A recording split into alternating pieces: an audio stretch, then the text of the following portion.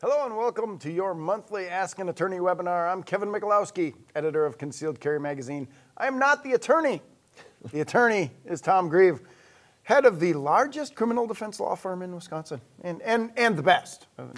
Yes, right, you know, right. Size matters. Quality and quantity. So, Tom, you sat in with us on the most recent live training broadcast, the Proving Ground there, and we saw a knife attack on a total stranger, and people were asking about what they should do, how they can get involved with something like that, or should they?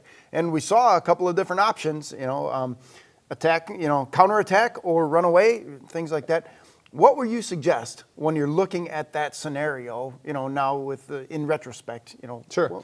Well, and the interesting thing for those of you who have seen and are familiar with the Proving Ground series, there's a really neat twist on this one, which is the fact that you took the same scenario and then it was run multiple times to see how different people would respond. And we saw a little bit of everything, at least in those three that we were talking about. So we saw one individual when the bad guy put the knife to the woman's throat, and we had a defensive third person situation. We had one guy who angled for some good shots and then took them. Not sure that he hit the bad guy, but yeah, he took some shots. We saw another person who made sure that she got some good shots and then took them and then kind of abruptly stopped, maybe a little too soon. And then we had a third person who retreated.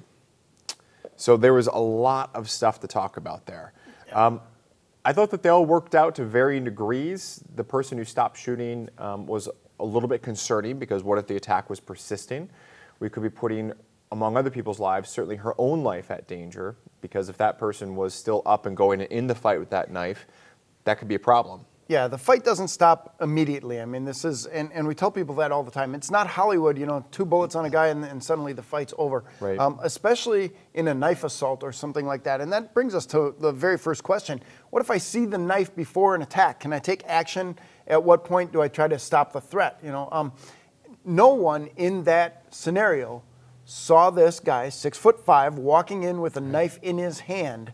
Nobody paid attention to that. But we go to that what if scenario. What if you see somebody walking into a store with a, what is clearly a weapon, not a letter opener or something like that. Right. They get a knife out. What would you suggest from a legal standpoint is a good option at that point? Candidly, we don't know what's going on. All right. Now, look, obviously someone's walking into some sort of ski mask and, they're ranting about Satan or something. Okay, that might be a little bit of a different context as compared to some guy in the warehouse is walking in with a box cutter, right? But that's to illustrate the point of, look, we don't really know what that person's intent is. Maybe they're a contractor walking into some sort of hardware store and they're there to pick something up. Maybe they're not. Maybe they're there because they're going to do harm to someone. We don't really know, but that's the risk that you take if you do choose to engage that person with deadly force.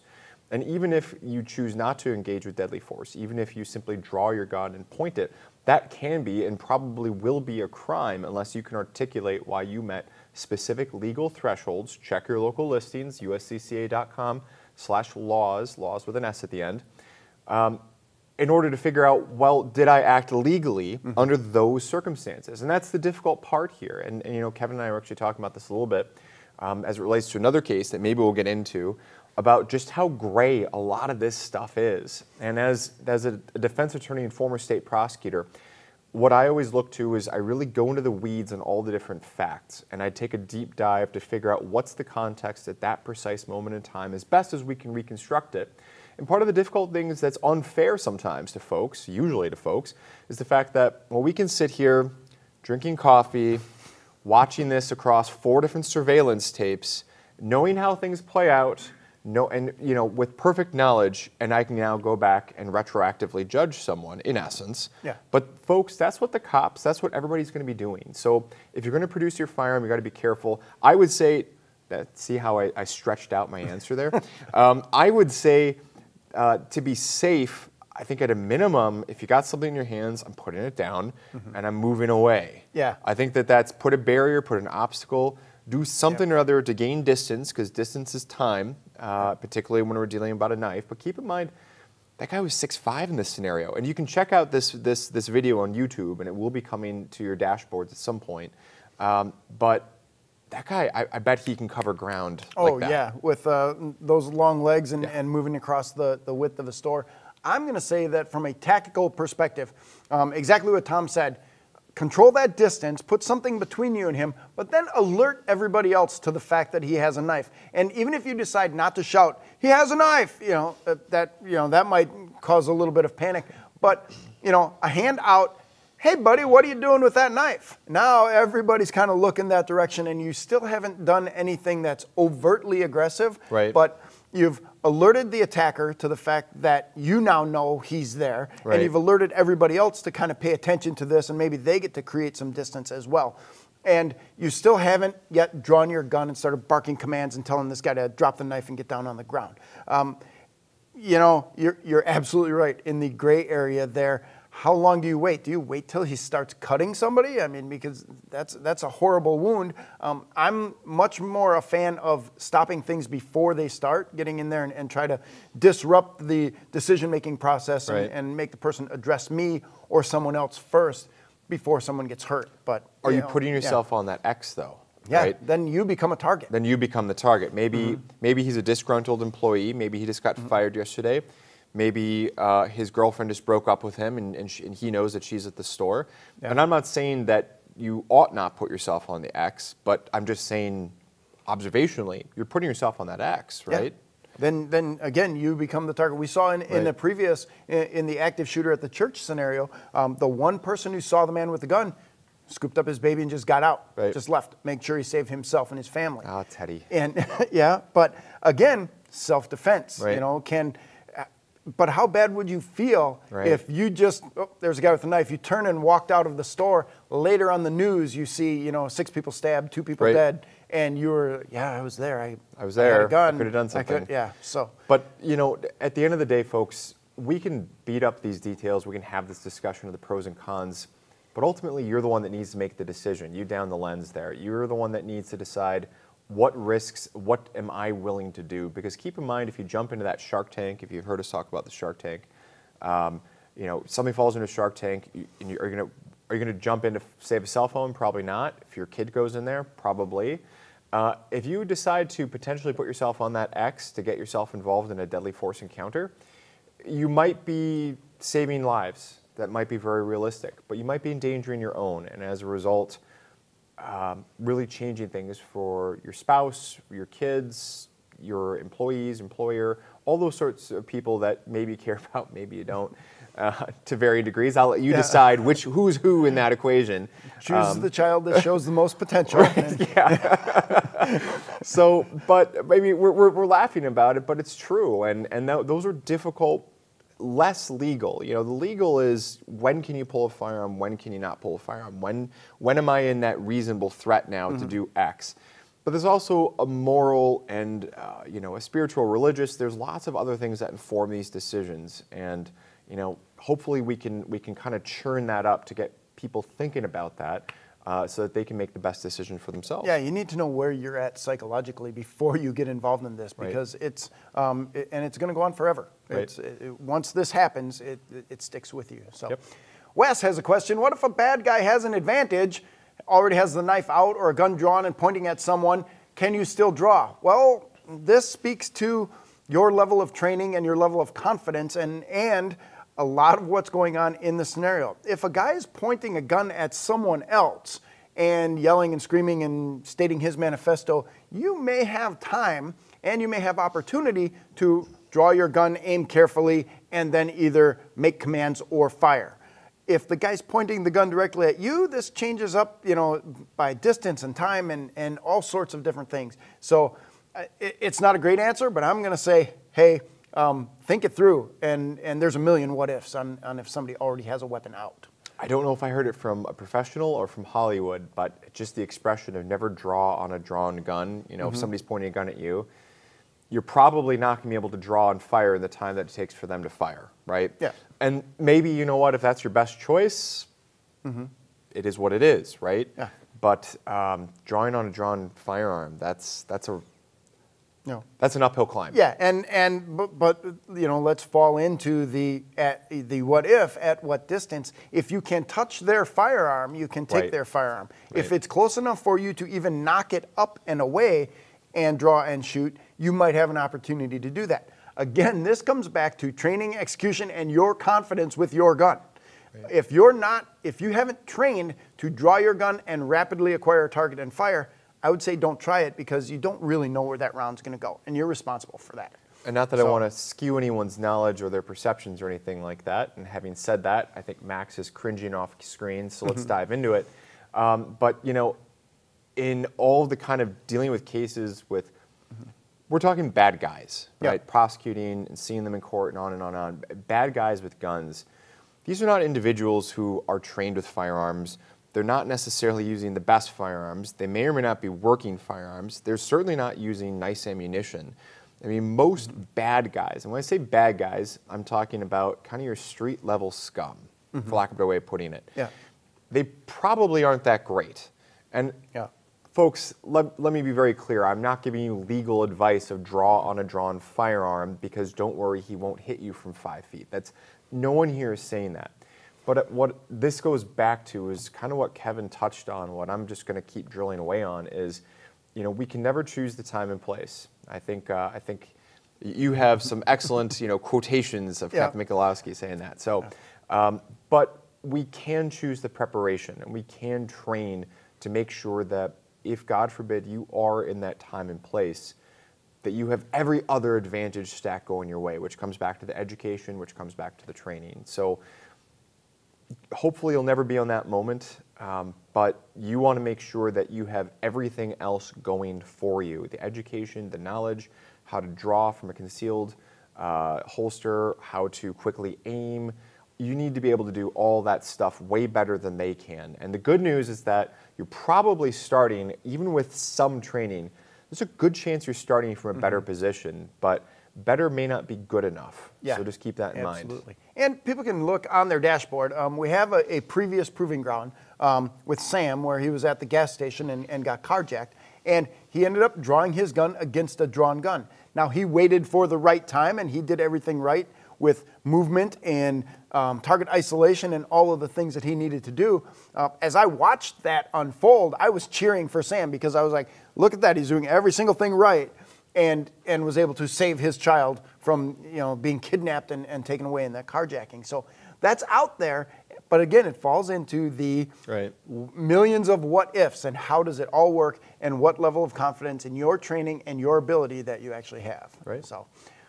So there are so many distractions in this scenario, and we did that specifically. We hired actors to say specific things in this scenario.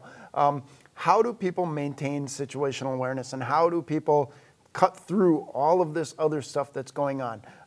Part of what I say is, you know, in a high-stress situation, people are almost always focused on the threat, and maybe narrowly focused on the implement of the threat. You know, people get shot in the hands when they pull out a gun, because people are looking at the gun when they're shooting back. You know, what have you heard, and in your experience, there's lots of people barking at you, chirping at you, like, shoot them, no, run away, get out of here. How does that all come together when people have to deal with making a decision in a situation? Well, thank goodness I have not personally been involved in any kind of deadly force encounter.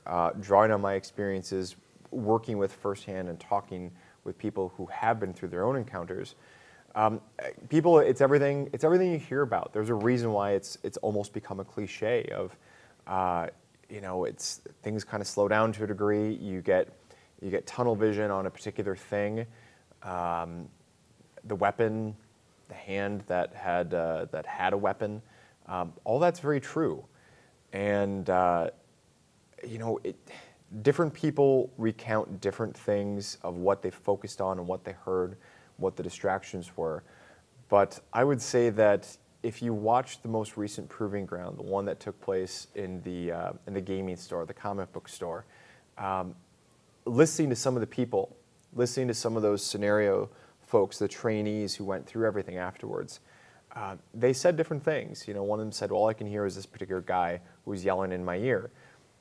The other people didn't really make any remark about the fact, even though they had people who were literally standing arm's length, sometimes maybe a little bit more, screaming at them, and they didn't seem to hear it. So I think to a degree, biology has equipped you with the ability to focus on what you need to focus on to survive that encounter, for better or worse for the matter, because maybe it would be helpful to obviously see what else and hear what else is going on. I'm not sure that's something you can do that much to train for if you're at home. Do you have any training techniques you recommend? Actually, no. What we have for training techniques on dealing with things like auditory exclusion and tunnel vision and either compressed or expanded time is to just know that these things could happen. And they don't always happen. And they might not happen the same for the same person in different incidents. So just knowing that they're happening or that they could happen, and if it pops up in your head, then you know that, oh, okay, I'm dealing with this now. Wow, this seems to be going really, really slowly. Okay, this is the expanded time that people were talking about. I need to deal with this. Or, auditory exclusion. I can't hear anything. Why can I not hear anything? Oh, because I'm blocking out and I'm focusing on this. It's just having that knowledge that this stuff might happen and you need to work through it. And honestly, the best thing you can do is the combat scan. Keep looking around. Break focus from where you are. That target fixation will allow other people to move around behind you or beside you or wherever, and you might not see them immediately. Our vision, 1 to 3 degrees is what we can focus on right in front of us, and that's about it. Even when we're not stressed and when we're scared, it can get down to a pinpoint. And I think I remember seeing the first trainee, Spencer, actually kind of glanced around a few times before he decided to engage. So we did see some of that in the proving ground. Yeah, absolutely. MD wants to know, what about multiple attackers or even a mob? How can we change that situation there? I'm going to tell you, MD, keep moving and get your back against something so that somebody can't get behind you. When you're in a multiple attacker situation and things are getting really, really dynamic, you want to make sure that your head is on a swivel and you're moving to cover. You're putting stuff between the attackers and you, just anything to make sure that you're not standing still and making yourself an easy target. That's probably the best advice I can give on something like that. I mean, if you start shooting and if the mob doesn't scatter, that's pretty scary. Yeah, that's going to be that's pretty scary right there. Now suddenly you're fighting a whole group of highly trained individuals. Yeah, now we're either in The Walking Dead where we've got the zombies attacking, or we've got a group of highly trained ninja assassins or something or other. I don't know. I mean, we're making light of it, but people seem to scatter when you hear gunshots, right? And if they don't, I'd be really worried about who are these people? Yeah. Why are they not scattering? But keep in mind, their scattering may not be a permanent situation for them. They may not be running away. They'll probably run a little bit and turn around. And then there's kind of this mob mentality, right? Of like, well, everybody's going back, I'll go back too. So that may buy you a couple seconds to get out of town. Keep moving. Right. The follow-up question to that was, what if there's another concealed carrier in the room who decides to pull out his gun and start, air quotes, helping? What do you do at that point? You know what? Get cover and try to figure things out, because that is the biggest problem in any of these scenarios. We don't know who's who, we don't know who's doing what, and we need to figure that out very quickly, because you could very easily shoot the wrong person in a situation like that. Right. I mean, your commodities at the end of the day that you're playing with are time, which distance is a factor in that, but effectively time and bullets, all right? And if those are your commodities, a lot of things have gone wrong, but you really need to take as much time as you have to figure things out before you start using those bullets. Yeah, absolutely. That's a very good point. So next question with no name on it, because they knew I was going to give a snarky answer. How do you train to shoot a moving target? Shoot at moving targets. So we've done some Into the Fray videos about using what we call the intelligently controlled targeting system, which is basically a target on the end of a 10-foot piece of PVC, and your assistant moves that back and forth, and you shoot at it. Add 2 of those, then you have a shoot, no shoot target, and you have to understand where your bullets are going to go. But find yourself a training location. There's some guys out there now with really cool radio-controlled, like lawnmower bases, and they're driving targets around the range and coming, bringing them at you and things like that. You have to shoot at a moving target. You can do that with airsoft, you can do it with BB guns, you can do it with live fire, just make sure you're not shooting yourself. You got to be safe, but yeah, you got to shoot at moving targets if you want to learn to shoot at moving targets. So I don't have anything to add. That was perfect. First time ever. Thanks, Tom. I You feel better about myself every now and then. Yep. I just gotta do something. Yeah, just to make me feel a little bit good. Skip wants to know that as a longtime shooter and ammunition reloader, and being known for this, so everyone in Skip's town knows that he is a shooter and ammunition reloader. All right, Skip. Will this history perhaps have any effect after the self-defense or deadly force encounter? This is a legal question. Everybody in town knows that Skip is at the range 3 days a week. Does that matter to you? Maybe. Okay. And I realize you that's such an attorney. I know, right? Yeah. It depends. That's the joke of all attorney answers are, well, it depends. Here's the reason why. Is Skip the guy in town who's responsibly always preaching about gun safety? He's always doing everything right. He's always polite. He's always this, always that. Or is Skip that jerk that we've all run into on the range who's, I know what to do. He's always breaking all the safety rules. He's a jerk to everyone.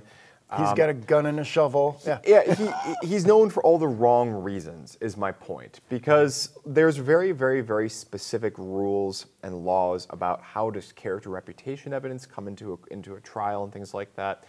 There's a very good chance that maybe not much of it is going to factor in, at least not directly. But look, Skip, if you're this well known in that particular town, and I'm imagining a little bit more of a smaller town setting here, you probably know some of the sheriff's deputies, you probably know some of the police officers and so forth, and they probably know you. And if they don't know you directly, they certainly know you by reputation, good or bad. And if you don't think that that reputation is going to influence the course of their investigation, you'd be wrong. And I'm not saying that that's what you are thinking, but I think that's why I'm saying there's different levels of how I can take this question. I think that in a small town where people know you as the good guy with the firearm, I mean, Kevin, as law enforcement yourself, that's consciously or subconsciously, that's going to bleed and affect your investigation. Oh yeah, right? and it's overt in some cases, and when talking with other law enforcement officers, we will say a name and everyone will just drop their shoulders and be like, oh yeah, this guy, the frequent flyers, right? Yeah, and those sorts of things will influence how the investigation goes and maybe the starting point and stuff like that. But you said something very important. I think the last time we were together, the basic facts of how you acted at the scene should override the fact that you're a jerk, if that's the case that people. And that's where I was going to end with this was, and I don't really know how to build on Kevin right now, but I'm doing great. What Kevin said is absolutely correct, which is at the end of the day, the facts should trump whatever your character is. In other words, if you're a good guy who makes a bad shoot, I'm sorry.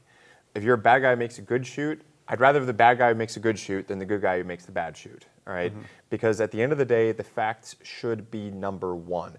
But your character and reputation, while it may not be admissible in the court subject to the rules of evidence, it's going to affect and color the investigation for better or worse. But at the end of the day, the facts are going to be the facts. So you better train, educate yourself to make sure that you can have the best chance at giving yourself and your criminal defense attorney the best chance possible. Very well put. Thank you. Thank you very much. I have my moments, So Roger wants to know, if my company has a no weapon policy, can I carry to work and leave the gun in the car? I know you can here in Wisconsin. Right. So. The answer is definite. It depends. I mean, is your company the United States Postal Service? Then that's a no. Hard no. That's a hard no. And again, we can only comment on, or at least I can only comment on what the laws are that I'm familiar with here in Wisconsin. So I would say check your local listings. Perfect issue for uscca.com/laws. If that's not something that you find on the map for your particular state, and it's something you're interested about, let us know. We can talk to Bonnie, who does an amazing job at updating that and continuously expanding that. I know that's an issue I've seen come up from time to time. Unfortunately, I just don't have a straight answer for you because I don't know what all the laws are. What I know is you should check them and learn them, though. Yeah, know the laws in your jurisdiction, folks. And if we don't have them on uscca.com/laws, they're probably buried somewhere in a state website, deep down into the state codified laws or something like that. But if you can't find it on our website, let us know, comment, and we will figure that out and get that out there. That website's for you at the end of the day, so let us know what you want to see on there. Yep. Mel wants to know, can it be called displaying or brandishing a firearm if it never leaves the holster? And we'll get right back to this again. I know that it can in the Commonwealth of Massachusetts. I learned that law while I was passing through because I knew I was going to be going through that jurisdiction, so I had to pay attention to, what the laws were. Number one, what are the laws? Number two, what are the context, right? So there's a difference, right? And I think they talk about this in law enforcement academy as well, right?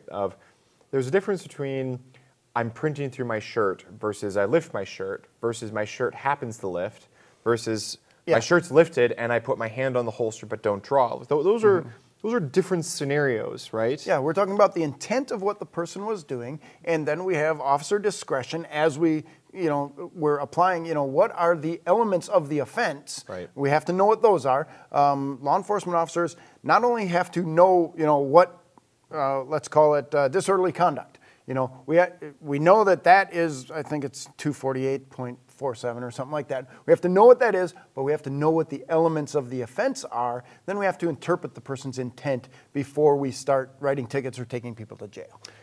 But I have seen people, maybe not your scenario, but in my practice as a state prosecutor and criminal defense attorney, I did see one drug dealer get charged when he was robbing another drug dealer because he lifted his shirt to show his handgun tucked in the front of his pants. Clearly that was a threat. It seemed pretty threatish under the circumstances of give me the drugs, I'm not giving you money, and these two drug dealers were busy robbing. I think the other guy robbed him back later at any rate. But yeah, so scenarios, context, they matter. Yeah, absolutely.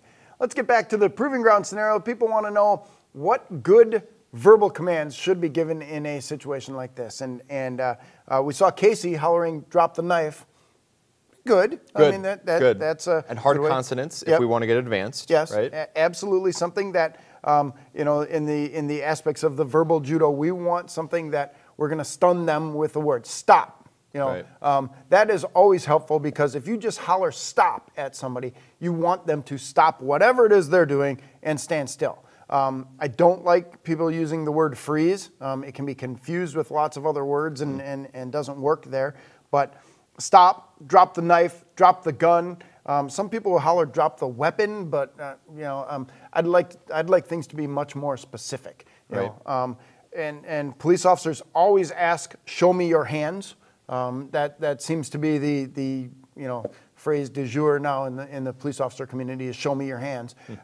We want to see empty hands, but yeah, I mean, something that you can shout that gets a person's attention that makes them stop the action they're doing, or at very least slow it down.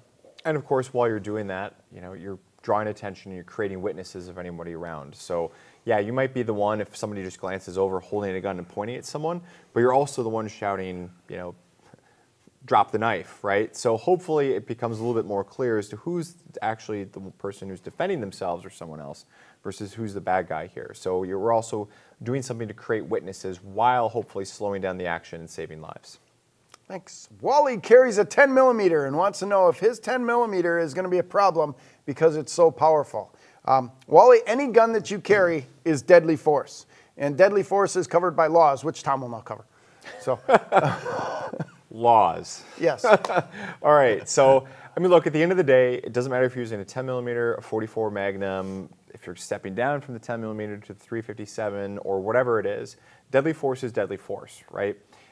So if you're producing a firearm and if to pull out that firearm, you will still have to be in that same, in Wisconsin, reasonable fear of imminent death or great bodily harm, whether you're pulling out a 10-22 to shoot a 22 long rifle, or whether or not you're pulling out your 10 millimeter Glock 27, Glock 20, Glock 40, whatever it might be. This is the same standard. Now keep in mind, obviously with 10 millimeter, we do have to start worrying about pass-throughs and things like that if you're shooting full metal jacket. So ammunition selection can be big, depending upon which Glock you're shooting there. I'm assuming you're shooting a Glock, but are you going to be able to control that caliber? I'm assuming you can, because if you can't, bad choice for a self-defense firearm.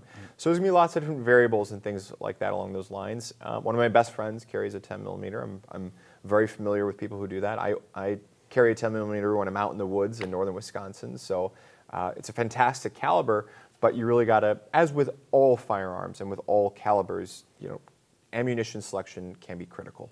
And I think you really need to assess the reasons why you're carrying a 10 millimeter. The FBI statistics now, we're almost 30 years removed from the FBI gunfight of 1986, which spawned the discussion of 10 millimeter versus 40 versus 9 millimeter. And all of the data that the FBI has from that date forward shows that no commonly available defensive handgun cartridge is any better than any other at quote-unquote stopping power. 90% of the time, 99% of the time, people stop attacking you when they get shot because of psychological choices. Oh, I'm shot, I need to stop now. The handgun rounds are not doing enough physical damage to immediately stop a person unless you hit the central nervous system. We had the case in Illinois a couple of years back where the sergeant shot a guy 16 times with his .45 ACP.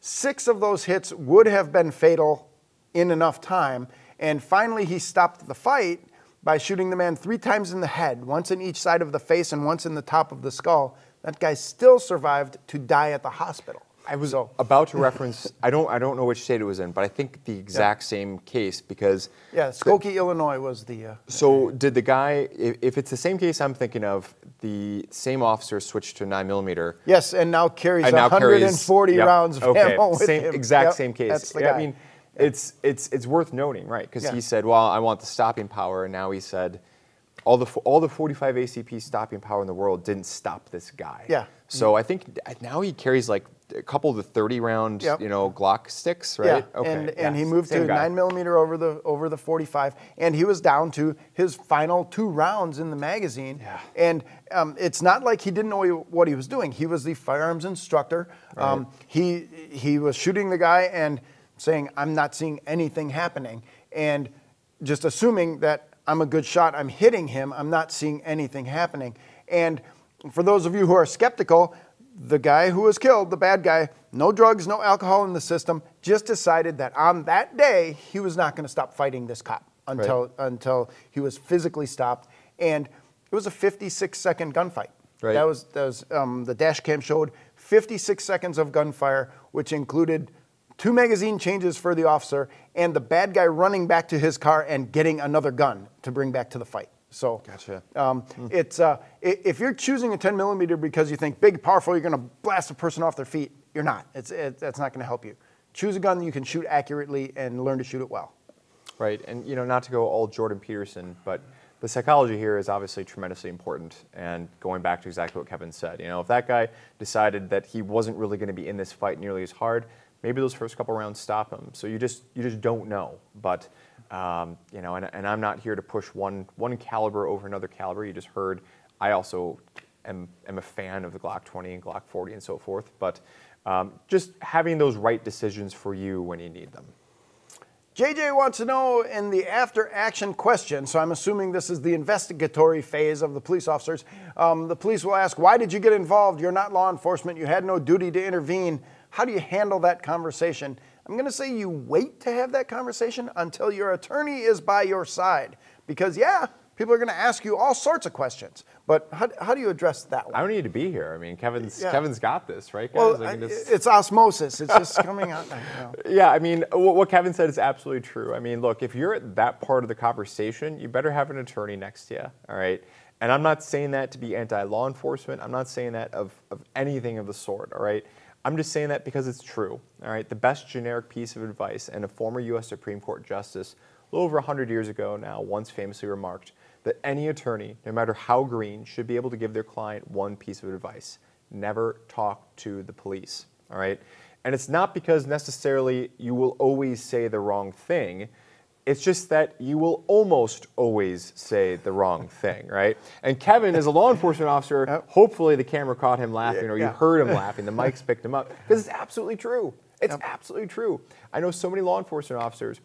So around town locally, we run some ads on the radio and so forth. And I can't tell you how many times that troopers and deputies and cops and so forth tell me, I'm booking someone and they're talking to me and so forth.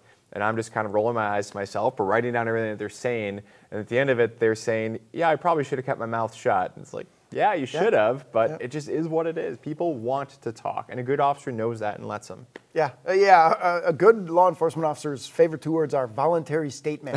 As, I didn't ask him anything. Spontaneous utterance being a close second. There it comes. So, Jack would like to know, what if there are accomplices in the attack? What would you do? Okay, so shoot them. Right? Yeah. I mean, are they shooting at you? I mean, it's a fair question, Jack, but there's 1,000 different ways that can go, right? Yeah. I mean, okay, so bad guy shooting you, you shoot him, you John Wick him, one shot, he's down, and you got his 3 buddies, you know, posted up on the hill shooting at you. I mean, I'm not trying to be sarcastic or glib, but that's a lot to dissect and pull apart. At the end of the day, I'm trying to get out of there, right? Particularly if I'm alone, I'm trying to get out of there, because at the end of the day, the reason why we carry a firearm is to protect life, right? And if the only life I'm protecting is mine, if I can safely retreat, I will safely retreat, all right? That's going to be probably the safest option and the best option to protect myself. If I cannot, then okay, that's part of the reason why I have that firearm. It's part of the reason why I have that training. Obviously, the situations change if your family's there, if other people are there, and so forth. But if it's just me, myself, and I want to survive that encounter, right? So if there's accomplices there, if they're a deadly threat to you, if they are actively shooting at you, then you need to figure out, can I retreat? Should I return fire and so forth? Do I have target isolation and all that other kind of good stuff that you always hear Kevin talking about? What's the situation? What are the circumstances? Yeah, absolutely. Jack, if you're still online, we need more of that question. We want to delve deeper into that. It's a good question. We just need more. Yeah. Jane would like to know, what about using psychological distractions for verbal commands? Instead of saying, drop the gun, say, what do you want? And I will say, Jane, if you have your wits about you to be at that level of conversation immediately in a deadly force situation, more power to you. To me, those sorts of questions come in a law enforcement setting when I realize that now things have maybe de-escalated a little bit, if I'm at a domestic or something like that, and then I can say, first, stop doing what you're doing, and then tell me what's going on. You know, if you can do that, great. It might interrupt this guy's decision-making loop, but I just want people to stop immediately. I really don't want to engage in a whole bunch of conversation right away, but if I have to during the scenario, then I will. And again, a little bit of a follow-up, Jane, on what we were talking about with Jack. There's obviously a lot that can be going into that, right? Are you in a crowd of people and they're just kind of pointing the gun around, trying to, you know, rob a bank or rob a Walmart or whatever? Obviously, you engaging them is putting yourself on the X. And maybe you want to do that, maybe you don't want to do that. I don't know, but there's a lot of different factors that can go into that. I can tell you that no one that I have spoken to who has been involved in a deadly force encounter, if they were sitting right here, I don't think any of them would say that I was completely ready to engage in psychological warfare with that individual when they had a gun in my face, or a knife in my face, or a brick in my face, or whatever else. So, and again, I'm not attacking you when I say that. I'm just saying that, to Kevin's point, more power to you if you are operating up here. But my experience with folks who have been there is that you probably won't be.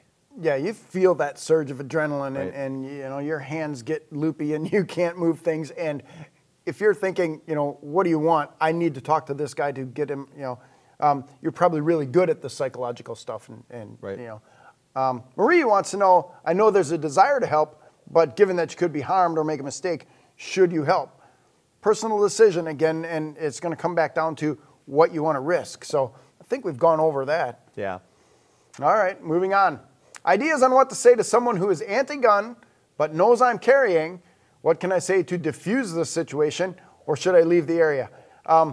And the question comes from someone named Silver. Silver, if it's already to the point where you need to diffuse the situation, if somebody is that anti-gun and you need to diffuse it, I'm going to say just walk away. But, you know, you can say, well, it is my right. I have my permit, whatever. I am legally doing this. Leave me alone. I'm not breaking any laws. So.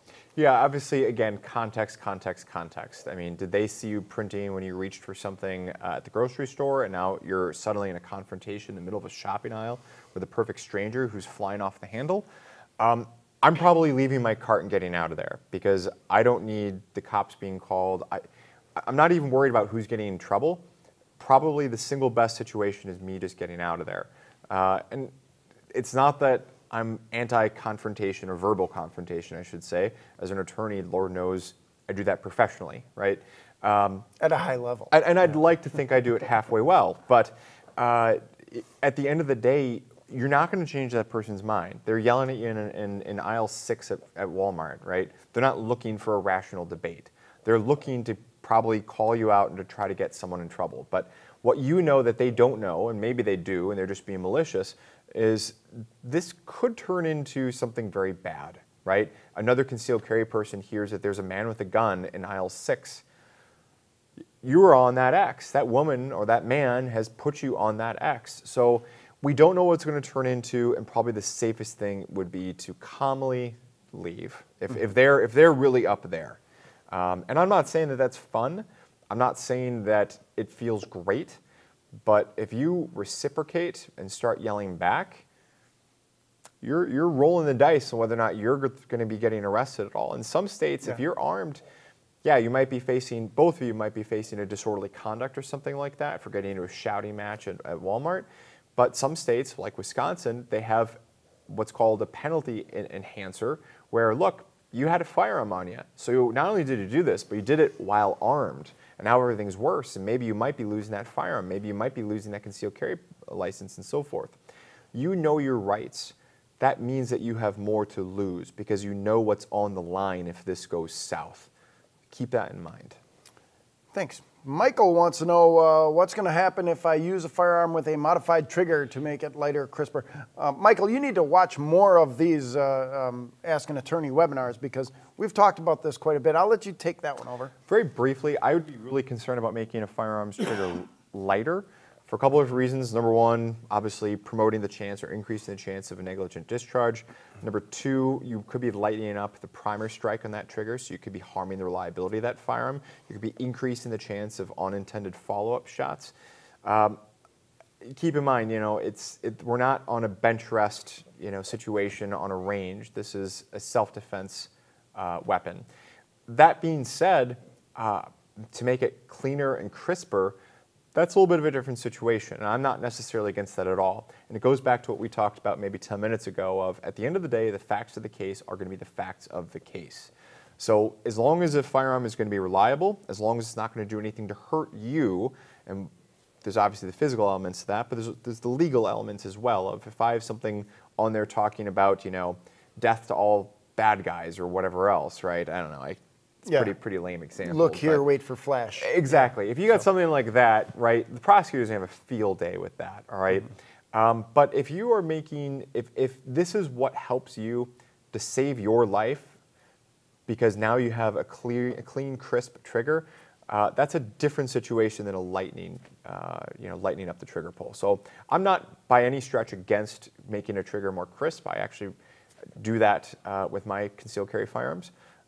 But I would be very skeptical and cautious about lightening the trigger. Not because in and of itself lightening the trigger is bad, but because of everything that comes with it could make things go very a lighter trigger gives you more potential for a negligent discharge. But understand also that when you make modifications to your gun, one attorney is going to argue that these are now more dangerous, and the other attorney is going to argue that now your gun is more accurate, thus making it safer. So there will be people talking about this. Just know that that's going to happen, and don't do anything silly. It's not a field with consensus, to say the least. Yeah.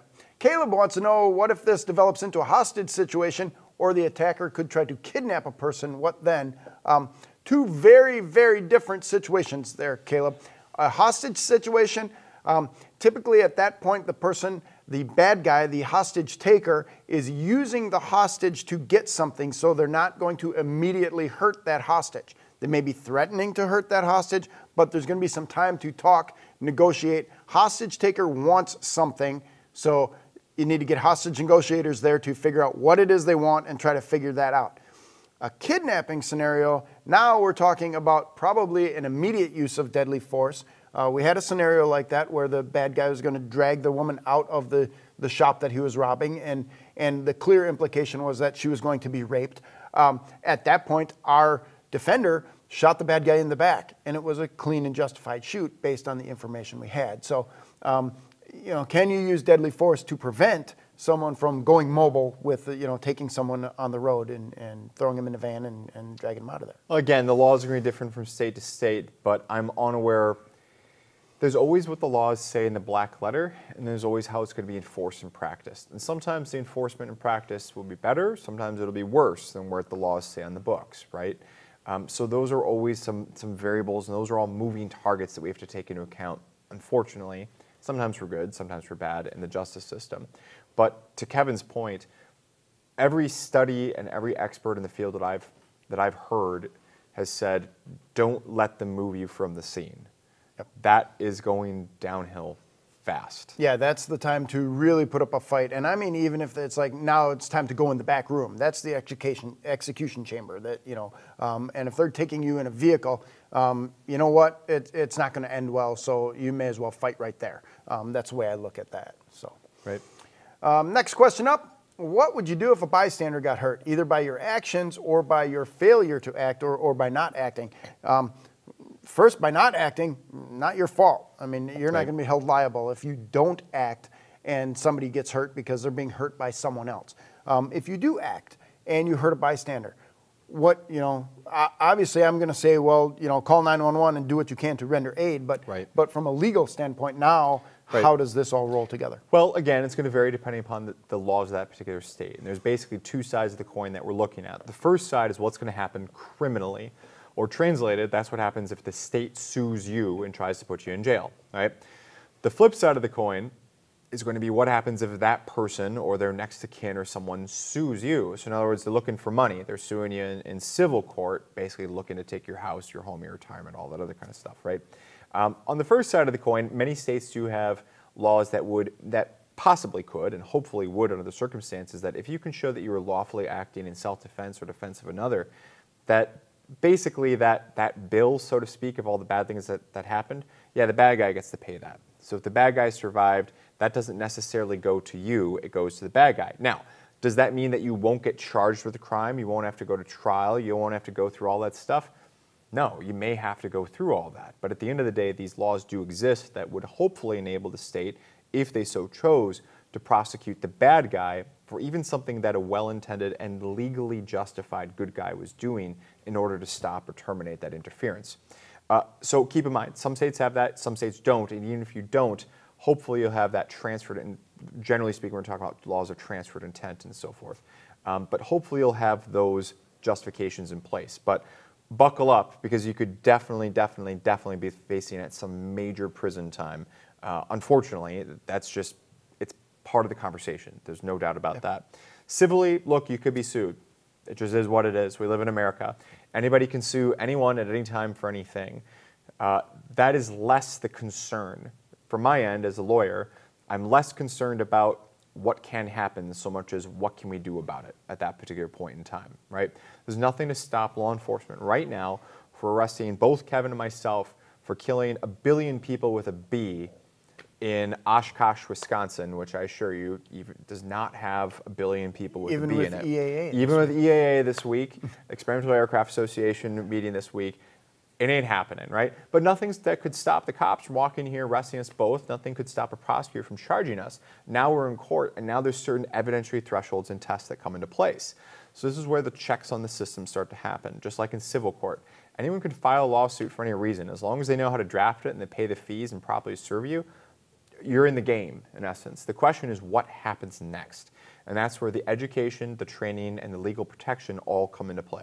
And I think we need to stress to people as well that no matter what happens on the criminal side, if they're served with the civil process, if they're getting sued civilly, they need to respond to that. They can't just throw that away. Yeah, and typically you have a certain amount of days, and as an example, in some states you may only have 20 days from the date that you get served in order to file what's called a response or any kind of counterclaims. Or else arguably you've waived any right, and effectively it's kind of like you've been defaulted, right? You got pulled over for speeding, you didn't show up at court, so they found you guilty. Yeah, you may only have a certain number of days, and I do mean days, not weeks, not months, days to take the appropriate action. So just general life tip, you ever get process served for some sort of lawsuit, don't laugh about it and throw it on the kitchen countertop to deal with later. Call an attorney now or the next day, all right? Make that a priority. Make that a priority. Free tip on the day, all right? So Wally wants to know, and we're getting back again to this accidentally seeing your firearm. If your firearm is exposed, you're reaching for something at the shelf in the store. Somebody calls the police. One, are you in trouble? And again, maybe not. Right. Two, what do you say to that police officer? Sure. Well, and again, fantastic question, Wally. Tons of different things to pull apart. Typical lawyer answer, it depends. Are you in a place where you shouldn't be carrying, right? Because that's one question. And if you are, what happens next? Because in some states, Auto arrest, you could be looking at crimes, even including felonies, you name it. Other states, maybe they just have to ask you to leave, or maybe it's a ticket or something else. So we have a whole spectrum of if you're carrying where one ought not be carrying, what happens next? But let's assume that you are legally carrying, because I'm guessing that's kind of more what the question is. So you're shopping at a store where you can legally be carrying, you accidentally display, and now all of a sudden someone saw you and called the cops, maybe it's a store security, a manager, maybe it's another patron, you name it. What happens next? Well, number one, I'm listening to what they're saying, all right? If they are walking up to you and saying, hi, what's going on? I am definitely not reaching into my pockets or anything like that, because they got the call that there's a man who's armed in aisle 7 looking at cereal, right? So last thing I want to be doing to gain extra holes that I didn't wake up with that morning is start reaching around and making rapid or furtive movements, right? Right. Not to happen. So I'm listening to their responses. I'm keeping my hands empty where they can see them. I'm being calm. I'm being polite. I'm being respectful. It just is what it is. I'm not going to go backwards by being rude or condescending. I'm not saying that you do that at all. I'm just saying this is the proper way to handle it. Be polite, be respectful, calmly explain, look, I'm legal concealed carrier. I am concealed carrying today. I'm sincerely sorry. I was unaware that anything may have been displayed. I'd be reluctant to go into too many details because, again, sometimes there might be strict liability depending upon your states.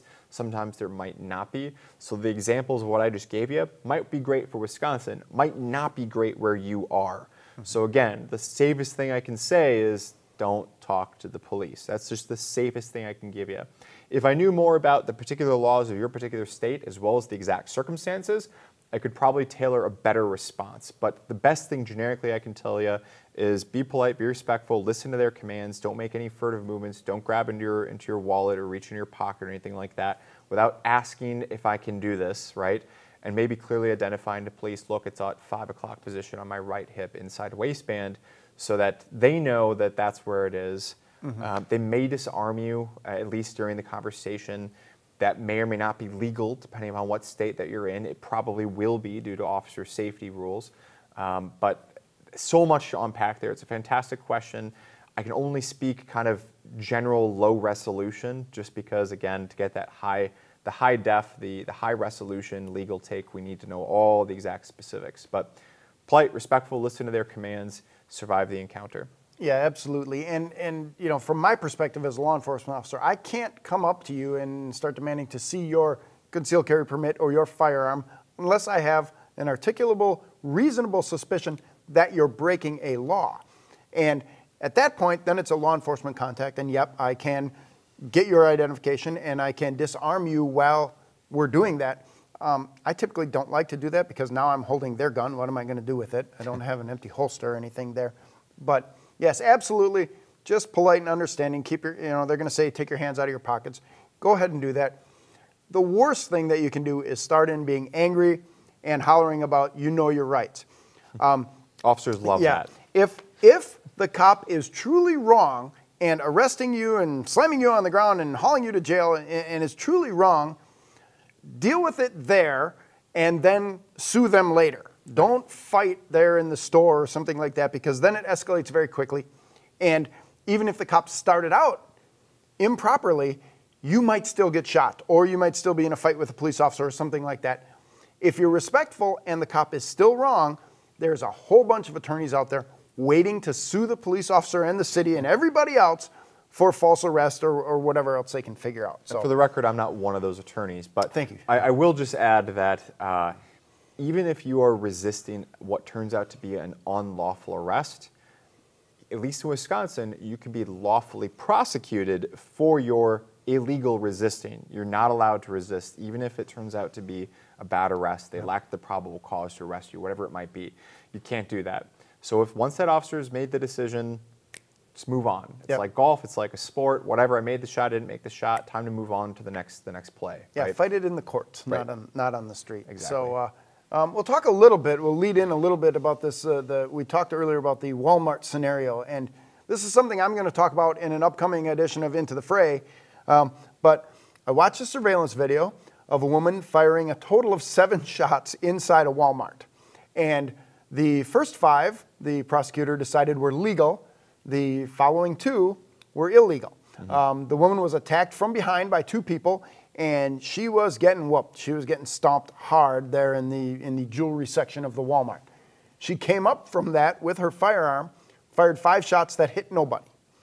Then, walking back and forth around up and down the aisle, apparently the people were coming back. They were off camera, off the video that I saw. She took a few steps forward, fired 2 more shots. That shot hit a person in the thumb and in the leg. One of the attackers? Yeah, one of the attackers. The initial attackers? Yep. Okay. One of the initial attackers, who the woman said was coming back towards her. Okay.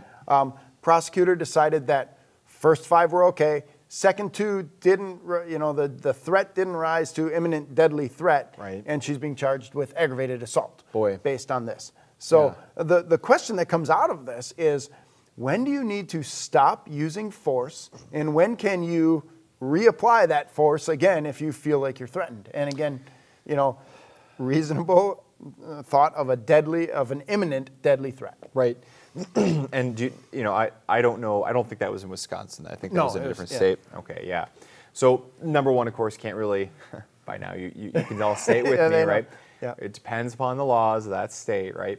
But we were talking about this before we went live this morning, and that's a tough encounter because so much of this can be really gray. Because I think in this scenario, the bad guys didn't have any weapons. Yep, they were unarmed, but by force of numbers, jumped her and got the advantage, and she was taking a good beating. So the argument to prosecute her, so she's on the ground, she's getting stomped, she takes 5 shots, they scatter, and the prosecutor, to be clear, decided those 5 shots were good. Mm-hmm. She stands up, she's pacing around, maybe she's looking for them, maybe she isn't. No doubt that's part of what the prosecutor's looking at, right? Yeah. And then or at least one of these individuals starts reapproaching her, and that's where she takes 2 shots. Right. And that's a tough situation. It just really is, because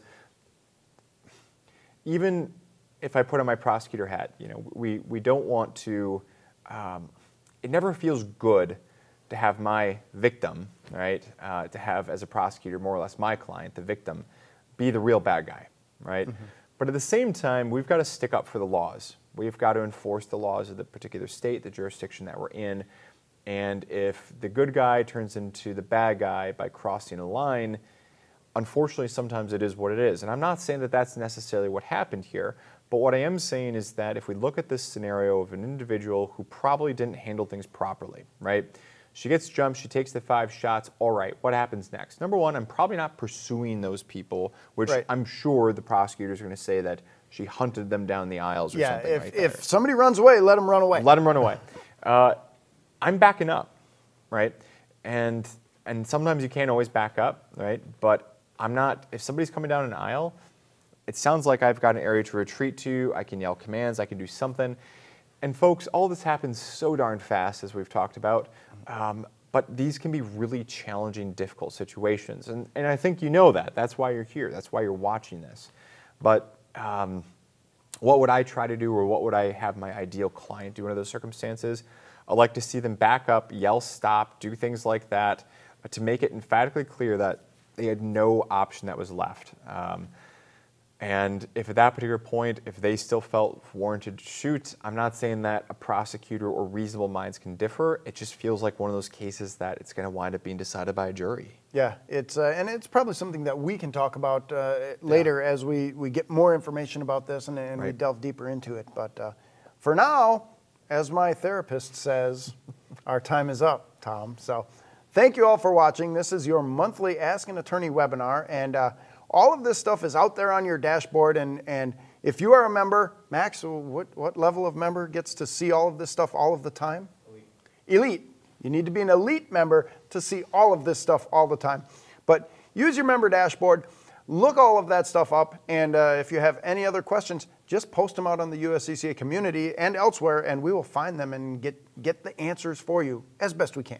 And something that really helps me to be here as well, folks, if you could just take a moment, there should be a button that you see, leave Tom Grieve a review or something like that. Click on that, or just Google Grieve Law. We're here in Wisconsin. Just Google Grieve Law, and you know how Google has that little 5-star thing when you put us in, it shows like a picture of the firm and X number of reviews, it says write a review. Folks, something that would really help both, not only myself, but my team back at the office out a lot to keep this kind of content coming. Take a few moments, click write a review. It's totally free. Takes about 30 seconds. just leave us some sort of review. Let us know how we're doing or something like that. I know that the particular leave a review link today is going to be going to our family law side of the firm, Divergent Family Law. So something would be fantastic if you felt so inclined. So just some sort of generic attorney review. Otherwise, generic 5-star review without a comment. Even if you want to write a comment, I do read everything. I will be responding to them all. So folks, we really, really, really, really appreciate it. Those 5-star reviews. Keep in mind, it's the internet. 4 out of 5 stars is kind of a failing grade. So if you feel like we did, or I did, an okay job today, really appreciate that 5-star review. Thank you. Thank you, and tell all your friends to watch next month.